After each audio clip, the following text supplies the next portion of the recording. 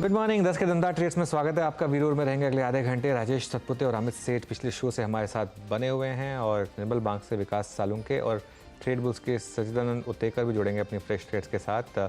सुमित लेकर आएंगे एक खास सेगमेंट स्टॉक का श्रीराम कनेक्शन और उस कंपनी के बारे में बताएंगे जिसकी राम मंदिर में भूमिका है। इसके अलावा बिग मार्केट वॉइसेस में आज हमारे साथ जुड़ेंगे 361 की प्रेसिडेंट अनु जैन। लेकिन इससे पहले एक बार जरा मार्केट का रुख करते हैं। थोड़ा हल्का हुआ हायर लेवल्स पर खुलने के बाद, लेकिन देखते हैं लोअर लेवल पर सपोर्ट आ रहा है यानी कुछ स्टॉक्स जहां पर अच्छा मोमेंटम है उनमें रिलायंस सबसे ऊपर, डे हाई के काफ़ी करीब। हीरो मोटोकॉर्प और बजाज ऑटो में buying, IndusInd bank, axis bank, Eicher Motors, Cipla, NTPC, ये स्टॉक्स इस समय अभी भी करीब करीब डे हाई की ट्रेजेक्ट्री में। लेकिन जो स्टॉक्स प्रेशर डाल रहे हैं मार्केट्स में उनमें सबसे ऊपर इन्फोसिस करीब करीब 1.5% नीचे। उसके अलावा HDFC बैंक में थोड़ा सा selling pressure, Adani enterprises, UltraTech cement, ये कुछ और स्टॉक्स हैं जहां पर सेलिंग प्रेशर दिखाई देगा आपको। जहां पर तेज़ी है या ब्रॉडर मार्केट की जहां तक बात की जाए, सबसे बड़ा एक्सीडेंट आज का पॉलीकैब 20% नीचे अभी ये स्टॉक, अभी भी लोअर स्प्रीज पर, जबकि उसके सामने हेवल्स में अच्छा मोमेंटम 5% हेवल्स ऊपर इस समय। उसके अलावा टोरेंट फार्मा में 4% की तेज़ी, Shriram finance, M&M finance, Voltas, Concor, Manappuram, Tata power, ये कुछ स्टॉक्स हैं जहां पर बाइंग। तो ब्रॉडर मार्केट का तो हालचाल ठीक ठाक ही है। वीरो,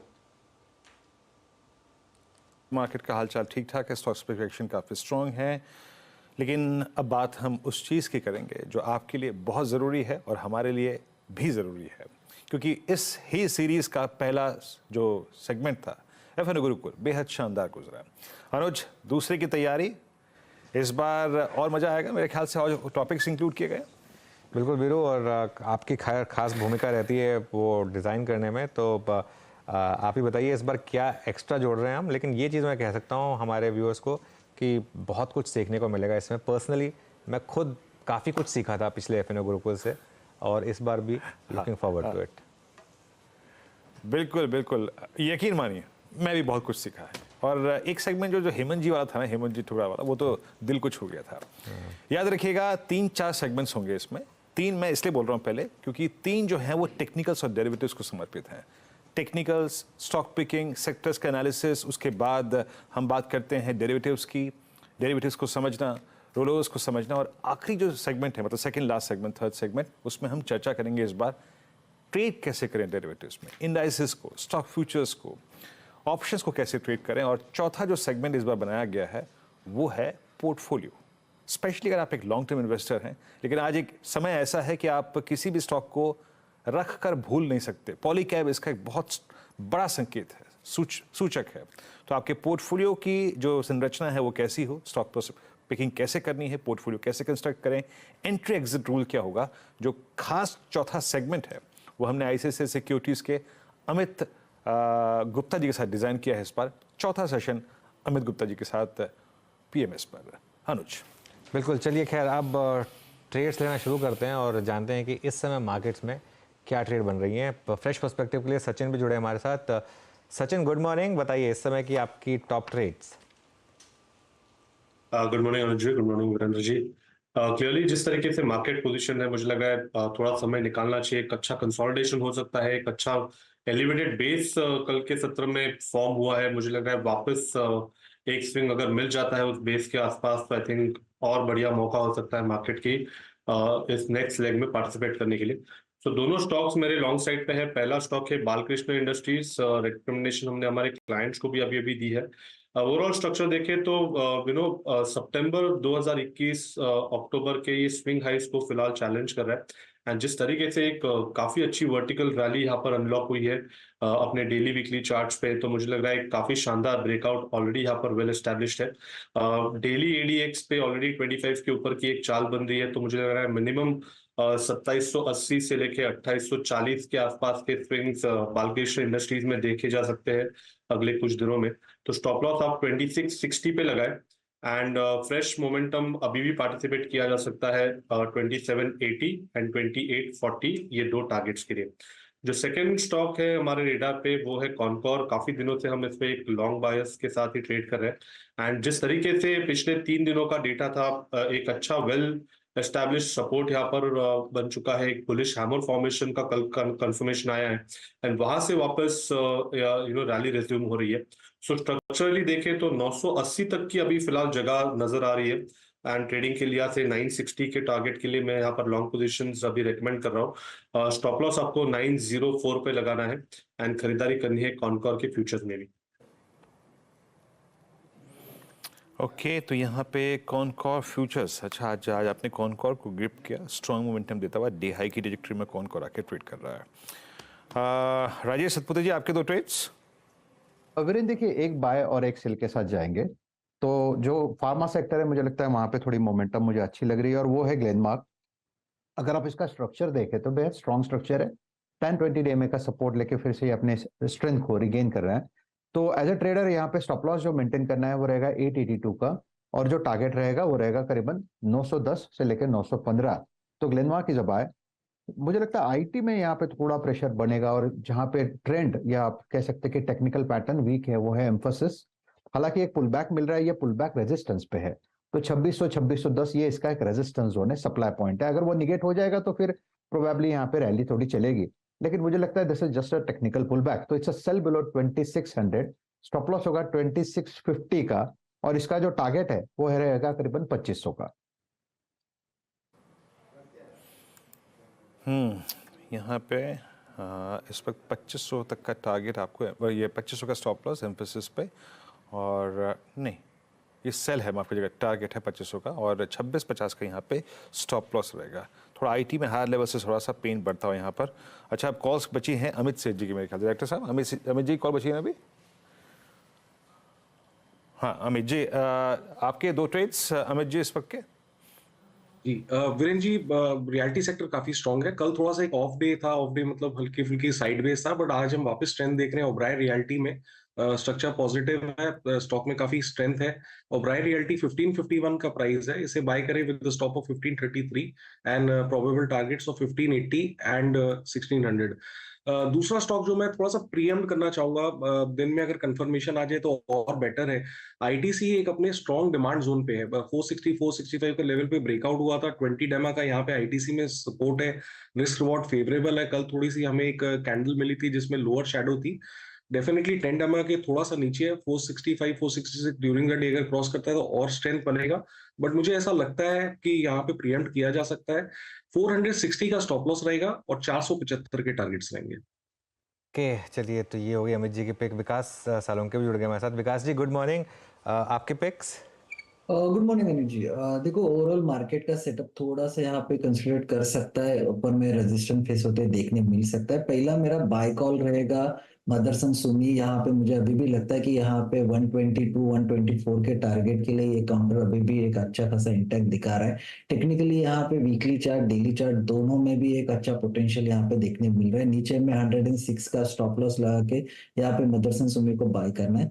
दूसरा रहेगा दीपक एनटीआर। दीपक एनटीआर में हमने देखा कि कल जाते जाते एक अच्छा खासा एक पुल बैक रैली देखने मिली थी जाते जाते, तो यहाँ पे भी एक पॉजिटिव रिजल्ट देखने मिल सकता है। नीचे में जो स्टॉप लॉस निकल के आ रहा है 2420 का, ऊपर में टारगेट आ रहा है 2530 का। तो 2530 के टारगेट के लिए यहाँ पे दीपक एनटीआर बाय करना है। नीचे में 2420 के स्टॉप लॉस। चलिए, मार्केट थोड़ा सा हल्का पड़ा अब इस समय, देखते हैं लोअर लेवल पे बाइंग आएगी या नहीं। एक बार ओबेरॉय रियल्टी लेकर आई है। ओबेरॉय रियल्टी थोड़ा कैचअप प्ले कर रहा है अब डीएलएफ को, यहाँ पर अब डे हाई पर 1553 पर।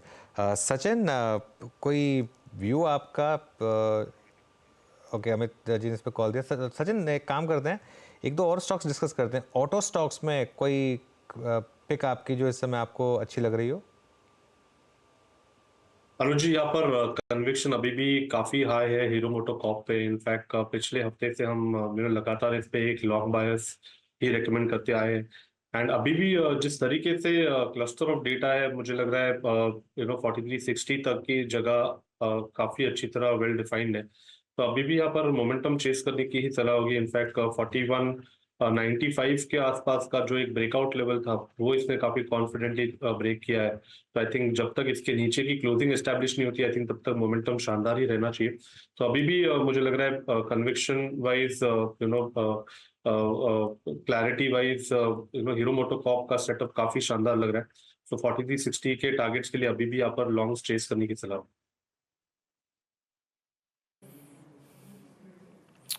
ओके, हीरो मोटोकॉर्प 4251 पे निफ्टी बैंक रिट्रेस होकर 47,500 की ट्रेजेक्ट्री में दो बार आज इंटरडे में डिप लिया।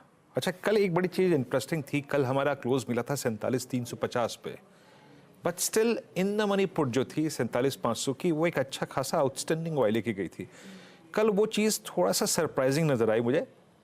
ये पॉजिटिव व्यू है, याद रखिएगा, ये पॉजिटिव इंडिकेशन था। कल 47,500 की पुट का इन द मनी पुट का ओआई था 8.35। इंटरेस्टिंग। अब उसी पॉइंट पे है बैंक निफ्टी, नजर रखिएगा। अच्छा, और कुछ काउंटर्स जो कि अच्छा कर रहे हैं इस वक्त, और स्विंग्स जो हैं वो उसमें थोड़े से स्ट्रॉन्ग होते हुए एक बार। अच्छा, सचिन जी के पास एक ट्रेड और है। सचिन जी, पहले अपना ट्रेड बताइए, फिर मैं अपना स्टॉक पूछूंगा। सॉरी वीरेंद्र जी, यहाँ पर ना आईटी स्टॉक्स में वापस एक अच्छा मोमेंटम नजर आ रहा है। तो जिस तरीके से परसिस्टेंट पे कल भी आई थिंक हमने डिस्कशन किया था, एक शानदार शॉर्ट स्क्वीज मुझे लग रहा है यहाँ पर होना चाहिए। एक अच्छा कॉन्ट्रैक्टिंग ट्रायंगल फॉर्मेशन का ब्रेकआउट यहाँ पर 7400 के आसपास एग्जिबिट हुआ है। मोमेंटम के लिहाज से हर्डल्स मुझे लग रहा है 7550 के पहले कोई मेजर नहीं है। तो ट्रेडिंग के लिहाज से 7560 के टारगेट के लिए यहाँ पर लॉन्ग पोजीशंस चेस करने की सलाह होगी। स्टॉप लॉस आप यहाँ से लगभग अराउंड 7368 पे लगाए एंड खरीदारी करें परसिस्टेंस के फ्यूचर में। ओके, अच्छा, मैं जिस स्टॉक पे आ रहा था सचिन, जिस पे मैं आपका व्यू चाहूँगा, दैट्स इप्का। एक बार स्क्रीन पे रखिएगा। इप्का में एक बड़ा अच्छा ब्रेकआउट बनता हुआ 1135 अपनी, मतलब 5 दिसंबर से लेके अब तक की जो वो हाईएस्ट ट्रेजेक्ट्री है, अब शायद वो थोड़ी सी स्लोपिंग डाउनवर्ड ट्रेजेक्ट्री में तब्दील हो चुकी है। इसको बाइसेक्ट करने की कोशिश करता हुआ स्ट्रॉन्ग कन्विक्शन के साथ, वॉल्यूम्स भी अच्छे खासे हैं अभी तक मैं जो रीड कर पा रहा हूँ। आपका टेक सचिन इस पर? वीरेंद्र जी, यहाँ पर टाइम एंड अगेन 1150 के आसपास काफी सप्लाई इसने फेस किया है एंड मुझे लग रहा है यहाँ पर थोड़ा सा ये ब्रेकआउट कंफर्मेशन के बाद मोमेंटम चेस करना चाहिए। अगर ये ब्रेकआउट एस्टैब्लिश हो जाता है 1150 के ऊपर, तो लगभग 1200-1230 तक की रैली काफी वर्टिकल होगी। बट फिलहाल जिस तरीके से इसका इंडिकेटर्स प्लेस्ड है, अगर किसी की एग्जिस्टिंग लॉन्ग पोजीशन है, तो आई थिंक आज का जो लो बनाया है 1120 के आसपास का, आई थिंक वहां पर कहीं जाकर स्टॉप लॉसेस प्लेस किए जा सकते हैं एंड कुछ प्रीएम्प्टिव लॉन्ग्स लिए जा सकते हैं 1150 के पहले टारगेट के लिए। अगर 1150 निकल जाता है तो आई थिंक 1200-1230 तक की ट्रेजेक्टरी काफी स्मूथ होगी। ओके, चलिए अब थोड़ा आगे बढ़ते हैं और जो हमने कल एक सीरीज़ शुरू की थी उस पर बात करते हैं। 22 जनवरी को अयोध्या में भव्य श्री राम मंदिर का उद्घाटन होने वाला है, जिसकी तैयारियां जोर शोर से चल रही हैं। अयोध्या में रामलला की प्राण प्रतिष्ठा से पहले सुमित आपको उन कंपनियों के बारे में बता रहे हैं जिनकी राम मंदिर निर्माण में अहम भूमिका रही है। तो आइए जानते हैं सुमित से आज किस कंपनी के बारे में बात हो रही है। Sumit, good morning. मॉर्निंग। आज जिन स्टॉक को या जिस स्टॉक को हम चुनकर लाए हैं वो राम मंदिर बनाने में नहीं, लेकिन उसके इर्द गिर्द काफ़ी ज़्यादा काम कर रही है और हाल में ही एक बहुत चर्चित भी रहा है ये स्टॉक, तो इसलिए इसको आज जिक्र में लेना ज़रूरी था। कंपनी का नाम है प्रवेग। दरअसल ये कंपनी इको लग्जरी हॉस्पिटैलिटी के कारोबार के अंदर शामिल है। पहले इसने शुरुआत अपनी गुजरात से की थी, धीरे धीरे एक्सपैंड करते करते ये वाराणसी पहुंचे और साथ साथ अयोध्या पहुंच गए हैं। लग्जरी टेंट लगाने के कामकाज के अंदर ये कंपनी जानी जाती है। इस कंपनी के जो रीसेंट नंबर्स आए थे उसके लिहाज से देखा जाए तो करीब करीब 6 से लेकर 7 टेंट सिटीज़ जो हैं इस कंपनी ने ऑलरेडी बना रखी हैं। करीब 540 से ज़्यादा रूम्स इनके लास्ट क्वार्टर के अपडेट तक इनके पास थे और वो धीरे धीरे फर्दर एक्सपैंड करते हुए दिखाई पड़ रहे हैं। अयोध्या में ब्रह्म कुंड में इस कंपनी ने एक बड़ी टेंट सिटी भी बनाई है और वो इस कंपनी का एक बड़ा ट्रिगर बन के सामने आया है। 2023 दिवाली से ये कामकाज इसका शुरू हुआ है और तब से ही स्टॉक जो है करीब करीब 150% के आसपास ऑलरेडी मूव दिखा चुका है। पिछले एक महीने में भी ये स्टॉक एग्जॉर्बिडेंटली चला है। 7,000 से 9,000 रुपए एक औसत रूम रेंट था जो उन्होंने खुद कहा था उस समय पर, लेकिन ऑब्वियसली अदर डिमांड इतनी स्ट्रांग है। 40 से 50% की शुरुआती ऑक्यूपेंसी का अनुमान था, लेकिन वो बहुत स्ट्रांगली पिकअप करता हुआ दिखाई पड़ रहा है। 30 टेंट्स और एक रेस्टोरेंट अयोध्या में इन्होंने ऑलरेडी वहां पे सेटअप कर दिए हैं। इसकी वजह से स्टॉक ऑलरेडी बड़ी तेजी दिखा चुका है और बड़ी तेजी के बाद वैल्यूएशन हो गए हैं सुपर एक्सपेंसिव। करीब अगर रीसेंट वैल्यूएशन के ऊपर नजर डालिए तो करीब 130-140 के मल्टीपल के जोन्स में ये स्टॉक अभी कामकाज करता हुआ दिखाई पड़ रहा है, यानी कि अच्छी खासी तेजी दिखा चुका है, इसलिए काफी महंगा भी हो चुका है। अयोध्या के अलावा इस कंपनी के और भी बहुत सारी जगहों पे प्रोमिनेंट प्रोजेक्ट्स हैं, जिसमें रन रिजॉर्ट इनके पास है, टेंट सिटी नर्मदा है, टेंट सिटी वाराणसी है, बीच रिजॉर्ट दमन में है। इसके अलावा कुछ और अगर टेंट सिटीज़ की बात की जाए जिस पे ये कंपनी ऑलरेडी कामकाज कर रही है, फिर जो ऑलरेडी इनके पास है, उसमें दमन में ही इनके पास एक और प्रॉपर्टी है, दीव में इनके पास एक प्रॉपर्टी है, ढोलावीरा गुजरात में इनके पास एक और प्रॉपर्टी है। तो बहुत सारी प्रॉपर्टीज में कंपनी ऑलरेडी कामकाज करे, लेकिन एक मल्टीपल ट्रिगर स्टॉक के लिए तब बना जब इनका अयोध्या का टेंट सिटी शुरू हुआ और उसके स्टॉक में एक जोरदार तेजी आई। हालांकि वैल्यूएशन बहुत महंगे हो चुके हैं।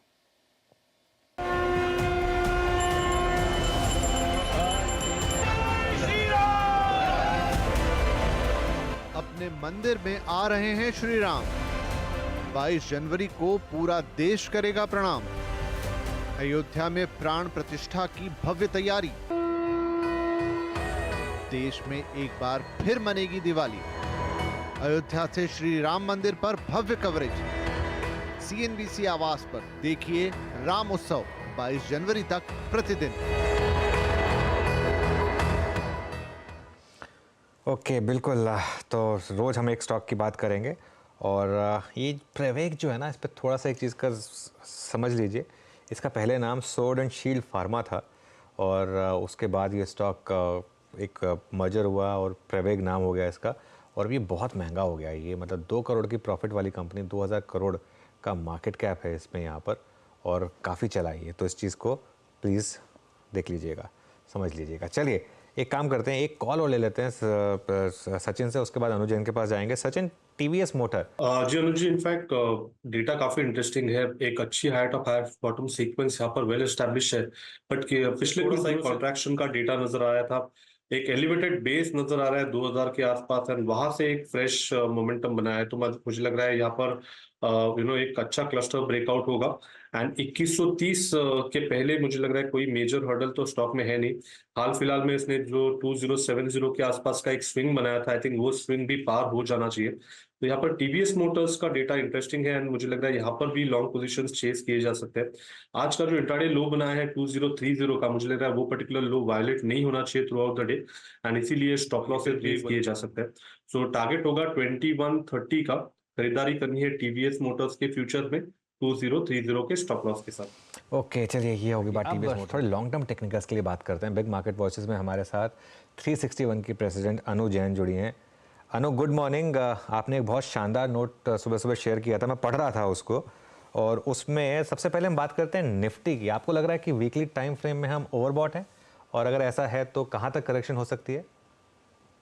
देखिए, आप अगर देख रहे हैं कि 30 दिसंबर से एंड वो निफ्टी एक जो उसका दिसंबर का जो राइज था वो साइडवेज हो गया है। लोगों को उम्मीद थी कि बड़ा फॉल आएगा, एंड हमसे काफी क्लाइंट्स जो और जगह भी बात करते हैं उन्होंने यही कहा था कि सब जगह प्रॉफिट बुकिंग कर रहे हैं, हम क्यों नहीं कर रहे। तो हमारा नजरिया थोड़ा सा लॉन्ग टर्म है। तो जहां पे भी ब्रोकरेजेस ने बाय कॉल्स दिए थे, सबने एक प्रॉफिट बुकिंग का कॉल दिया था। तो हमें लगा था कि ये अगर निफ्टी अगर बेसिकली इस लेवल से 21,500 को तोड़ता है, 21,450 को तोड़ता है, तो आप एक बार 20,900, 20,950 जो लगभग जस्ट 21 टच करता है, वहां तक जा सकता है। लेकिन जो एक हार्टनिंग चीज थी अनुज की, पिछले 10 दिन से जो हम रोज एक ऊपर नीचे देख रहे हैं, उसके बावजूद विक्स नीचे आ रहा है और इंडेक्स कहीं जा नहीं रहा है। तो दिस इज अ साइन कि शायद ये एक टाइम करेक्शन होके रुक जाए, बट मुझे ये कोई बड़ा मूव अपवर्ड्स तब तक नहीं दिखता जब तक आप वो 800 का लेवल, तो एक 400 पॉइंट के बैंड में हम ऊपर नीचे कर रहे हैं, जिसमें यूएस मार्केट्स एक काफी बड़ा प्ले कर रहे हैं।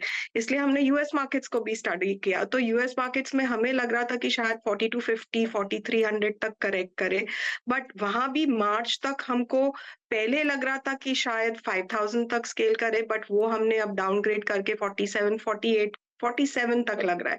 तो मतलब वहां पे यहाँ से 4-5% का अप मूव आप यहाँ से मार्च तक देख सकते हैं। उससे पहले करेक्शन आता है कि नहीं वो हम वॉच कर रहे हैं, बट कल जिस तरीके से एक मूव पॉजिटिव आया that could be a sign कि वहां पे भी कंसोलिडेशन हो चुका है।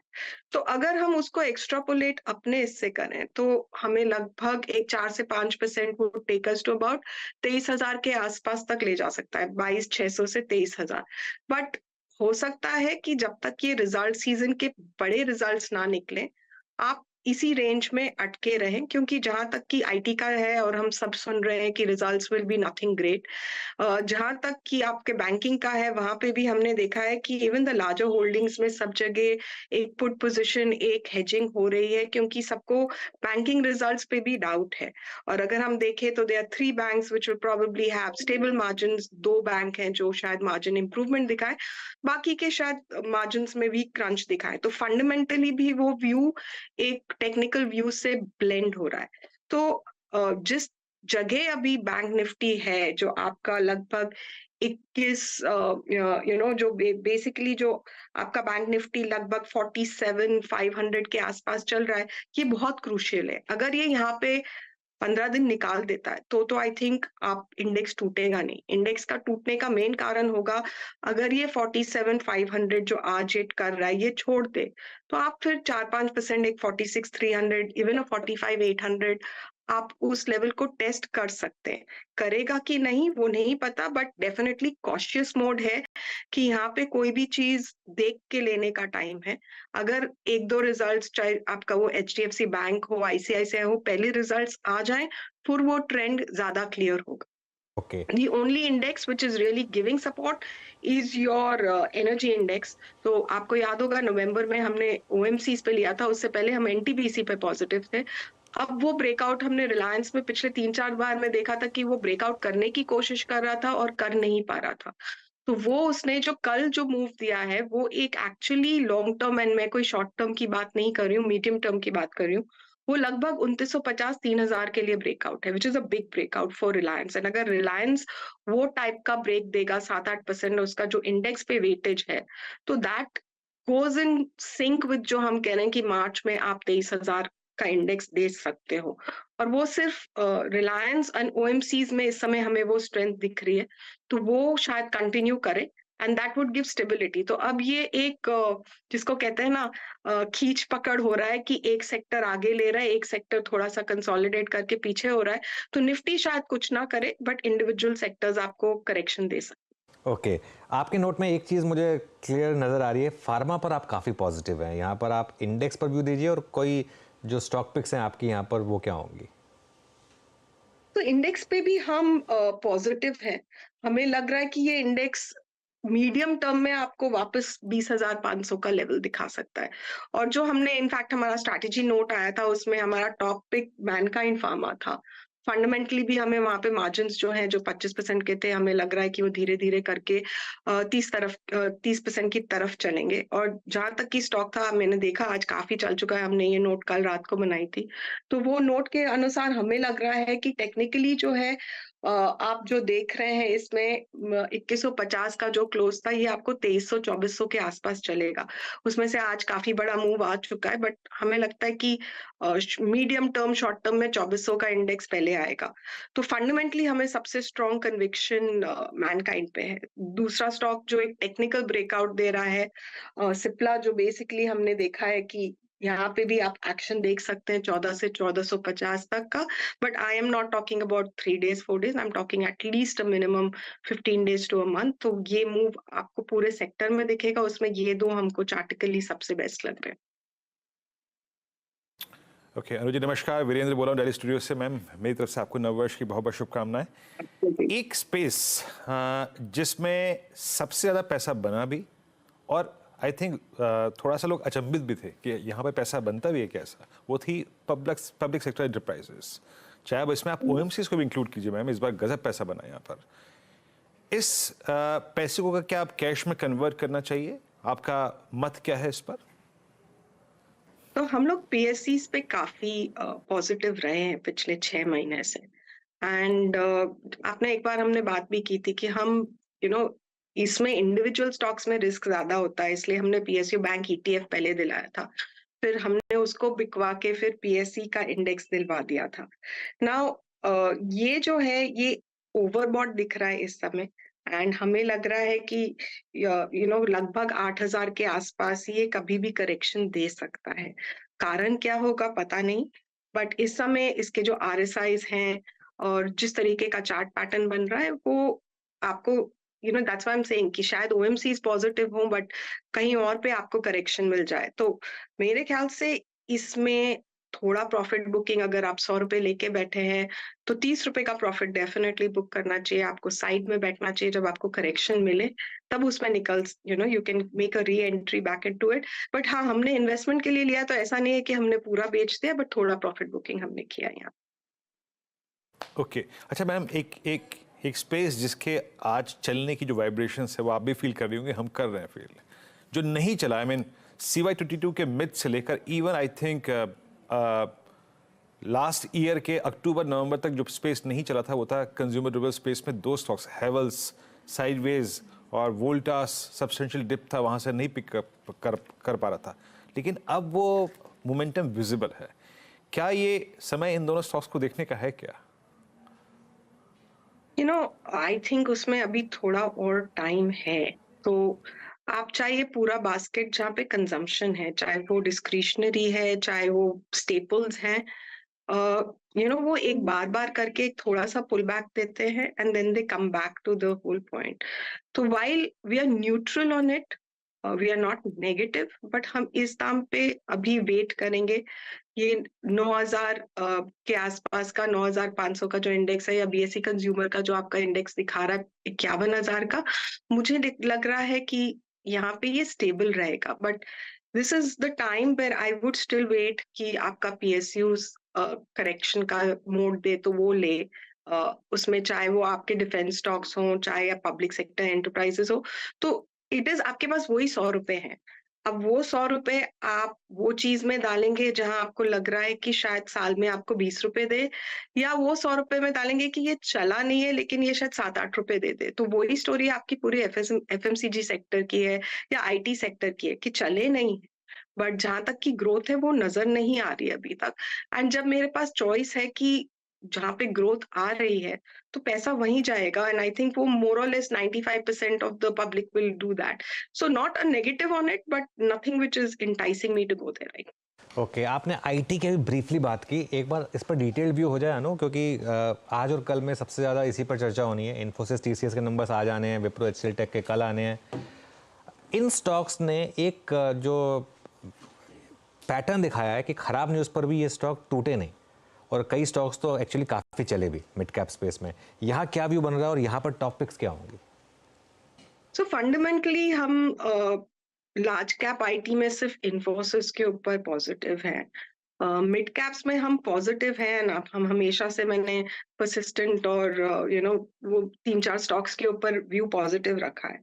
बट अगर आप वैल्यूएशन के हिसाब से देखेंगे तो आप देखेंगे कि ना ग्रोथ आ रही है, उसके बावजूद जो मल्टीपल्स हैं वो बढ़ चुके हैं पिछले 3 से 6 महीने में, एंड मिड कैप्स के खासकर ज्यादा, लार्ज कैप में भी कोई ऐसी खासी मल्टीपल करेक्शन नहीं हुआ है।